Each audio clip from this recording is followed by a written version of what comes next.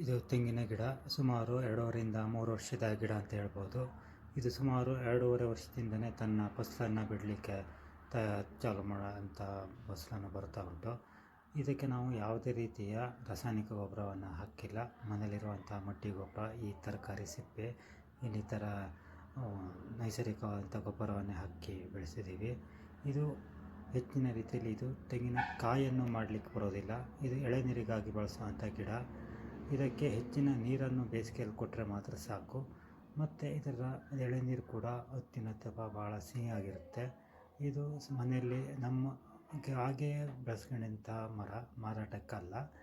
ಈ ರೀತಿಯ ಒಂದು ಗಿಡ ಇದ್ದರೆ ಮನೆಯಲ್ಲಿ ನಿಮಗೆ ವರ್ಷಕ್ಕೆ ನಿಮಗೆ ಒಳ್ಳೆಯ ರೀತಿಯ ಎಳೆನೀರನ್ನು ನೀವು ಪ್ರತಿನಿತ್ಯ ಪಡಿಬೋದು. ಇದು ಈಗ ಸುಮಾರು ಒಂದು 6-7 ತಿಂಗಳಿಂದ ಈ ರೀತಿ ಫಸಲನ್ನು ಬರಲಿಕ್ಕೆ ಉಂಟಾಗಿದೆ. ನೋಡಬೇಕು ಮುಂದಿನ ದಿನದಲ್ಲಿ ಇದು ಯಾವ ರೀತಿಯಿಂದ ಬರ್ತದೆ ಅಂಥೇಳಿ.